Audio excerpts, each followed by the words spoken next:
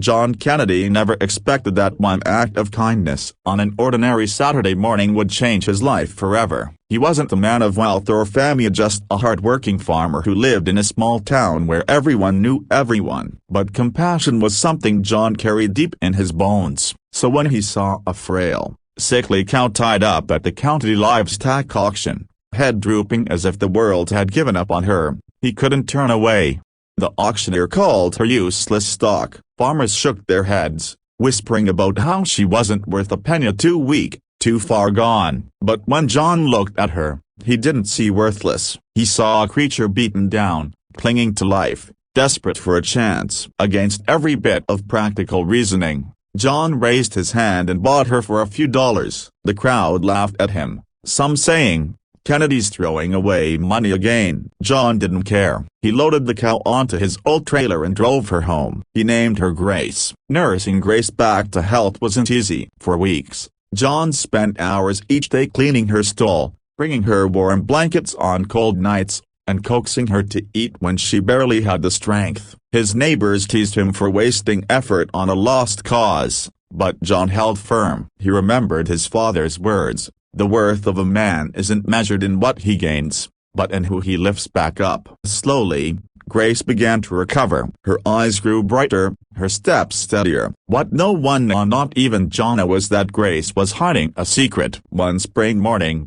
just as the sun stretched over the horizon, John walked out to the barn and froze. Grace wasn't alone. By her side lay a newborn calf, healthy and strong, already trying to stand on wobbly legs. John's heart leapt in his chest. The worthless cow had carried life within her all along. She hadn't been weak, she had been carrying a burden, struggling to hold on long enough to bring her calf into the world. John knelt in the hay, tears stinging his eyes. He named the calf Hope. Word spread quickly through town. The same folks who mocked him now stood in awe. The farmer who bought a dying cow had ended up with 2 lives instead of none. Grace, once abandoned and unwanted, had given John a gift that no amount of money could buy. But the story didn't end there. Grace and Hope brought new energy to John's farm. The calf grew strong, playful, and healthy. Grace, with steady care, blossomed back into the proud creature she was meant to be. And as John worked with them,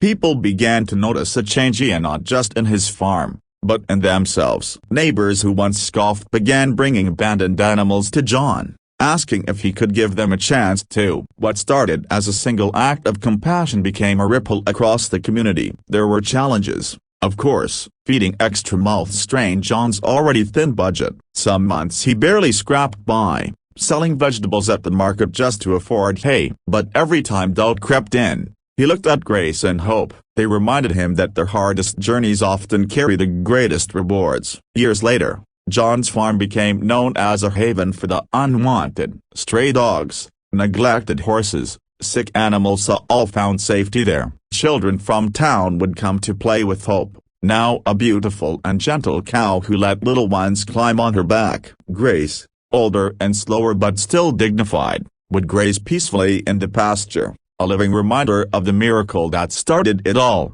John often said, "I didn't save Gracie, Grace saved me." Her hidden secret had revealed something deeper, the power of faith, patience, and compassion to transform not just one life, but many. And so, the man who once bought a worthless cow ended up proving that no life is ever truly worthless, and not when given love, care, and a chance to shine.